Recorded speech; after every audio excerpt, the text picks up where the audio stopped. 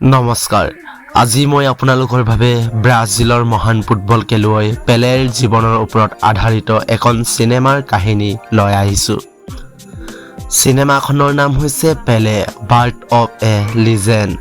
পেলে আছিল ব্ৰাজিলৰ এজন বিখ্যাত ফুটবলাৰ, যাক আজিও ফুটবলৰ ইতিহাসৰ বাদশাহ বুলি কোৱা হয়।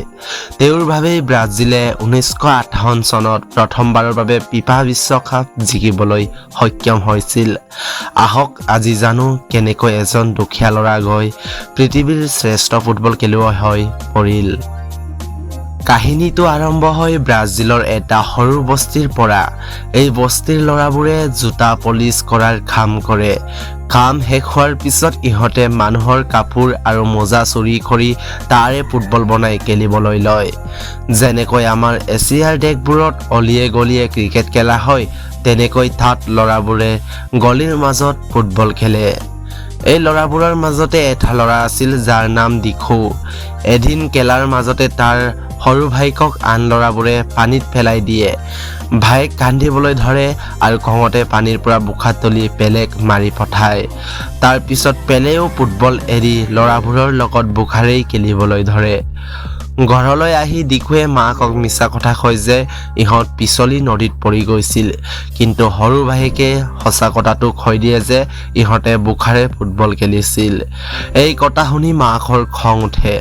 আচলতে মাকে বিচৰা নাছিল যে তেওঁৰ ল'ৰাই ফুটবল খেলক, কাৰণ দিখুৰ দেউতাকো এক সময়ত বৰ ভাল খেলুৱৈ আছিল, কিন্তু খেলত পোৱা আঘাতৰ বাবে দেউতাকৰ ভৰি বেয়া হৈ গৈছিল আৰু ফুটবল কেৰিয়াৰ ধ্বংস হৈছিল। এতিয়া তেওঁ চাফাই কৰ্মী হিচাপে কাম কৰে। 1950 চনৰ কথা। ব্ৰাজিলৰ দলটোৱে বিশ্বকাপ খেলি আছিল। তেতিয়া টিভি নাছিল, সেয়ে গোটেই দেশৰ মানুহে ৰেডিঅ'তে খেলৰ কমেণ্ট্ৰি শুনি আছিল। দুৰ্ভাগ্যবশত সেইদিনা ব্ৰাজিল বৰ বেয়াকৈ হাৰি যায় আৰু বিশ্বকাপৰ পৰা বাহিৰ হয়। এই খবৰ শুনি গোটেই ব্ৰাজিলবাসীৰ চকুত পানী আহে। চাদৰ ওপৰত শুই খেল শুনি থকা আৰু দিখু কান্দিবলৈ ধৰে। দেউতাক ঘৰলৈ অহাৰ পিছত দিখুৱে দেউতাকক কথা দিয়ে, দেউতা তুমি চিন্তা নকৰিবা, মই এদিন ব্ৰাজিলৰ বাবে বিশ্বকাপ জিকি দেখুৱাম। দেউতাকে তাক বুজাই কয় যে সি মাকৰ কথা শুনি ফুটবলৰ পৰা আঁতৰি থকাই ভাল। বিশ্বকাপ হাৰি দেউতাক মানসিকভাৱে ভৰ ভাগি পৰিছিল। পিছদিনা দিখু মাকৰ লগত কামলৈ যায়। মাকে এটা ধনী ঘৰত কাম কৰিছিল। মাকে কামত ব্যস্ত থাকোঁতে দিখুৱে টেবুলত সজাই থোৱা কেক দেখি লোভ সামৰিব নোৱাৰি এটা খাই দিয়ে। ঠিক তেতিয়াই ঘৰটোৰ ধনী ল'ৰাবোৰে তালৈ আহে। ইহঁতে এটা ফুটবল টুৰ্ণামেণ্টৰ কথা পাতি আছিল। যিয়ে ভাল খেলিব তাক বিখ্যাত সান্তোছ ফুটবল ক্লাবত লোৱা হ'ব। কথাৰ মাজতে দিখুৱে কয় যে সিও বিলেৰ দৰে খেলিব বিচাৰে। বিলে আছিল সেই সময়ৰ এজন বিখ্যাত গলকিপাৰ, কিন্তু দিখুৱে ভুলকৈ উচ্চাৰণ কৰি বিলেৰ ঠাইত পেলে বুলি কৈ দিয়ে। ল'ৰাবোৰে তাক ঠাট্টা কৰিবলৈ আৰম্ভ কৰে আৰু তেতিয়াৰ পৰাই তাক জোকাই পেলে বুলি মাতিবলৈ ধৰে।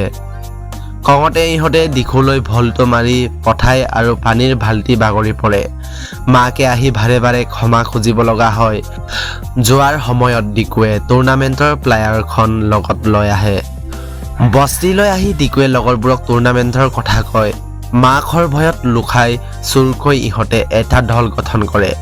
দিখুৰ এজন বন্ধুৱে ঘৰৰ চাদৰ কাটি সকলোৰ বাবে একে ধৰণৰ চাৰ্ট বা জাৰ্চি বনাই দিয়ে। টুৰ্ণামেণ্টত দিখুৰ দলটোৰ নাম দিয়া হয় চোলেছ, অৰ্থাৎ জোতা নোহোৱা দল। ইহঁত ফাইনেললৈ যায়।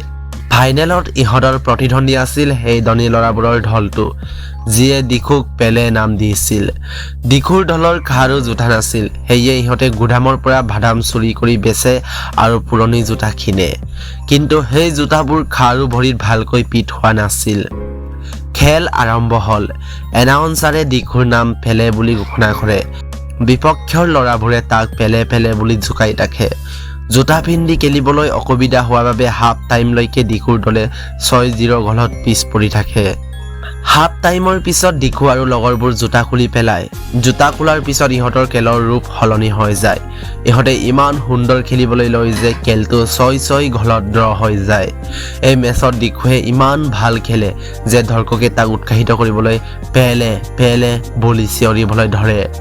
তেতিয়াৰ পৰাই দিখুৱে এই নামটো গ্ৰহণ কৰি লয়। ডিকুৰ দেউতাকে লুকাই খেলখন চাই আছিল আৰু পুত্ৰৰ খেল দেখি ভৰ গৌৰৱ অনুভৱ কৰে।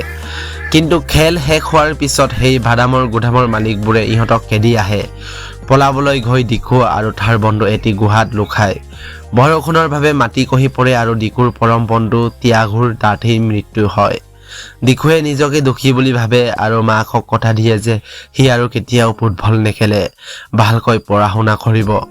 ডিকুৱে ফুটবল এৰি দেউতাকৰ লগত চাফাই কাম কৰিবলৈ লয়। কিন্তু দেউতাকে জানিছিল ডিকুৰ প্ৰতিভাৰ কথা। তেওঁ ডিকুক আকৌ খেলিবলৈ অনুপ্ৰাণিত কৰে। তেওঁলোকে কামৰ পাকে পাকে আম গছৰ তলত প্ৰেক্টিচ কৰে। দেউতাকে শিকায় যে কেঁচা আমেৰে শ্বুটিং আৰু পকা আমেৰে বেলেঞ্চ শিকিব পাৰি। লাহে লাহে ডিকুৰ ফুটবলৰ প্ৰতি আগ্ৰহ আকৌ বাঢ়ি আহে। 13 বছৰ বয়সত সান্তোছ ক্লাবৰ এজন মেনেজাৰ আহে আৰু ডিকুক লৈ যায়। কিন্তু ক্লাবত গৈ ডিকুৱে আনৰ দৰে খেলিবলৈ চেষ্টা কৰি বিফল হয়। সি হতাশ হৈ ঘৰলৈ পলাই যোৱাৰ সিদ্ধান্ত লয়। ৰেল ষ্টেচনত এজন প্ৰাক্তন খেলুৱৈয়ে লগ পায় আৰু জিঙা ষ্টাইলৰ ইতিহাস কয়। তেওঁ বুজাই দিয়ে যে জিঙা কেৱল খেল নহয়, ই ব্ৰাজিলৰ তেজত আছে। 1950 চনত হাৰাৰ ভয়ত মানুহে জিঙা ষ্টাইলক দুখ দিছিল, কিন্তু আচলতে সেইটোৱেই ব্ৰাজিলৰ শক্তি। ডিকু ৰৈ যায়। সি নিজৰ স্বাভাৱিক জিঙা ষ্টাইলত খেলিবলৈ আৰম্ভ কৰে আৰু সকলোকে আচৰিত কৰি দিয়ে। মাত্ৰ 15 বছৰ বয়সতে সি সান্তোছৰ মূল দলত স্থান পায় আৰু বহুতো গল দি ব্ৰাজিলত বিখ্যাত হৈ পৰে। 1958 চনৰ বিশ্বকাপৰ বাবে ব্ৰাজিলৰ দল ঘোষণা কৰা হয়। 17 বছৰীয়া পেলেও দলত স্থান পায়। দেউতাকে তাক এখন জাৰ্চি দিয়ে, যাৰ পিছফালে পেলে লিখা আছিল আৰু কয়, মানুহে যেতিয়া তোমাক জিঙা ষ্টাইলত খেলা দেখে তেতিয়া তেওঁলোকে তোমাক পেলে বুলিয়ে চিনি পায়। কিন্তু ব্ৰাজিলৰ জাতীয় দলৰ কোচে জিঙা ষ্টাইলত খেলাটো পছন্দ কৰা নাছিল। তেওঁৰ মতে সেই ষ্টাইলৰ বাবে ব্ৰাজিল আগতে হাৰিছিল। প্ৰেক্টিচ মেচত পেলাই জিঙা ষ্টাইলত খেলিবলৈ গৈ আঁঠুত আঘাত পায়। সকলোৱে ভাবিছিল সি আৰু বিশ্বকাপ খেলিব নোৱাৰিব, কিন্তু ডাক্তৰে কয় যে জিৰণি ল'লে সি ঠিক হৈ যাব। ব্ৰাজিলে গ্ৰুপ মেচবোৰ জিকি ছেমি ফাইনেল পায়। ছেমি ফাইনেলত ফ্ৰান্সৰ বিৰুদ্ধে পেলেই সুযোগ পায়। তাৰ সতীৰ্থ খেলুৱৈ জছ আঘাতপ্ৰাপ্ত আৰু হতাশ হৈ আছিল। পেলেই তাক সাহস দিয়ে। পেলেই খেলপথাৰত নামি জিঙা ষ্টাইলৰ যাদু দেখুৱাবলৈ আৰম্ভ কৰে। সি 3টা গল দিয়ে আৰু ব্ৰাজিল 4-1 ব্যৱধানত জয়ী হৈ ফাইনেললৈ যায়। ফাইনেলত ব্ৰাজিলৰ সন্মুখত আছিল শক্তিশালী ছুইডেনৰ কোচে ব্ৰাজিলৰ দলক তীব্ৰ অপমান কৰে। তেওঁ কয়, ব্ৰাজিলৰ কোনো ডিচিপ্লিন নাই। এই কথাই ব্ৰাজিলৰ কোচৰ খং তোলে আৰু তেওঁ খেলুৱৈসকলক কয়, কালি আমি আমাৰ আচল ব্ৰাজিলিয়ান ষ্টাইল অৰ্থাৎ জিঙা ষ্টাইলতহে খেলিম। ফাইনেল খেল আৰম্ভ হয়। প্ৰথমতে ছুইডেনে এটা গল দি আগবাঢ়ি যায়। ব্ৰাজিলিয়ান দৰ্শক নিৰাশ হৈ পৰে, কিন্তু পেলেই হাৰ মনা নাছিল। সি এটা আচৰিত গল দি খেল সমতালৈ আনে। তাৰ পিছত ব্ৰাজিলৰ খেলুৱৈসকল ইমান আক্ৰমণাত্মক খেল খেলে যে ছুইডেনৰ খেলুৱৈসকল হতভম্ব হৈ পৰে। পেলে আৰু এটা গল দিয়ে আৰু সতীৰ্থসকলেও গল দিয়ে। অৱশেষত ব্ৰাজিলে 5-2 গলত ছুইডেনক পৰাস্ত কৰি প্ৰথমবাৰৰ বাবে বিশ্বকাপ জয় কৰে। গোটেই ব্ৰাজিলত আনন্দৰ বন্যা বহি যায়। 17 বছৰীয়া ল'ৰা ডিকু, যাক এতিয়া গোটেই বিশ্বই পেলে বুলি চিনি পায়, দেউতাকক দিয়া কথা ৰক্ষা কৰিলে। এই খেলৰ পিছত জিঙা ষ্টাইল গোটেই বিশ্বজুৰি জনপ্ৰিয় হৈ পৰে। 1961 চনত ব্ৰাজিল চৰকাৰে পেলেক ৰাষ্ট্ৰীয় সম্পদ বুলি ঘোষণা কৰে। পেলেই মুঠ 3বাৰ বিশ্বকাপ জয় কৰিছিল আৰু 1283টা গল দিছিল। কিন্তু এটা ৰেকৰ্ড পেলেও ভঙা নাছিল। সেয়া আছিল তেওঁৰ দেউতাকৰ নামত থকা একেখন মেচতে 5টা হেডাৰ গল দিয়াৰ ৰেকৰ্ড। বন্ধুসকল, এয়া আছিল ফুটবলৰ কিংবদন্তি পেলৰ সংগ্ৰাম আৰু সফলতাৰ কাহিনী। আপোনালোকৰ কোনে ভাল লাগিলে জনাবলৈ নাপাহৰিব। ধন্যবাদ। ভিডিঅ'টো ভাল লাগিলে চেনেলটো ছাবস্ক্ৰাইব কৰিব।